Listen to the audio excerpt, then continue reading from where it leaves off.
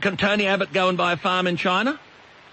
Well... The answer's no, Prime Minister. The answer is no, he can't. After a busy weekend hosting the world leaders at the G20 summit in Brisbane, Tony Abbott was confronted by radio host Alan Jones on the topic of a free trade agreement with China. Now, we're told, so I'm told, there'll be billions of dollars in new markets for Australian exporters, that the dairy farmers will have tariff-free access, and the horticulturist and the wine. But hang on, the dairy farms, China are giving us nothing. Jones argued that Australian producers would be unlikely to benefit from the free trade agreement, and there was a danger that before long the farming industry would be sold off to Chinese-owned companies.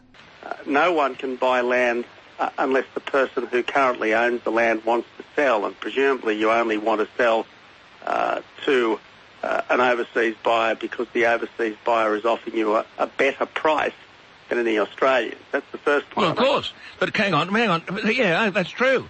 But can Tony Abbott go and buy a farm in China? Well... The answer's no, Prime Minister. The answer is no, he can't. Nor can he buy a coal mine, nor can he buy a steel mill. Jones told the PM he thought the voters had the right to see the free trade agreement before it was signed. The people who vote are the masters, aren't they? They have given you whatever authority you've got. They don't agree with this. Tony Abbott insisted the agreement would have to pass normal legislative processing before coming into force, but maintained there were definite benefits for the country. I promise you this, Alan. This is better for Australian agriculture. It's at least as good for our agriculture as New Zealand got about 6 or 7 years ago. Well, and their dairy exports to China have gone up from under $500 million to over $3 billion.